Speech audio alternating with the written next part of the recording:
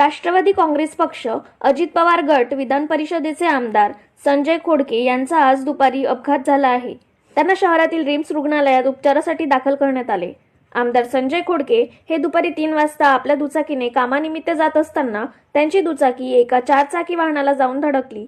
त्यामुळे ते दुचाकीसह फेकल्या गेले. आता त्यांची प्रकृती ठीक असून यावेळी रुग्णालयातून त्यांनी पदाधिकारी, कार्यकर्त्यांशी संवाद साधला आहे. त्या ॲक्सिडेंटमध्ये मला थोडंसं कमरेला मार लागलेला आहे आणि ही बातमी फार मोठ्या प्रमाणात व्हायरल झालेली आहे, टी व्हीवर आली आहे.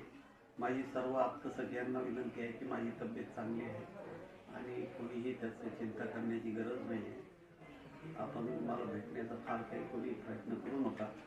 मला रिकवर व्हायला थोडासा 1 आठवडा जाणार आहे, पण आपण सर्वजण आपापल्या कामात राहावं.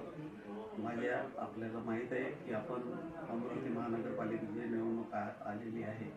उद्या आपण आपला मेळावा घेतलेला आहे. माझी आपल्या सर्व कार्यकर्त्यांना विनंती आहे की आपण मेळाव्याची तयारी करावी. उद्या मी मेळाव्याची तिथं येणार आहे, त्याच्यामुळे चिंता नसावी. सर्वांनी आपापल्या कामाला लागावं एवढी विनंती करतो. धन्यवाद.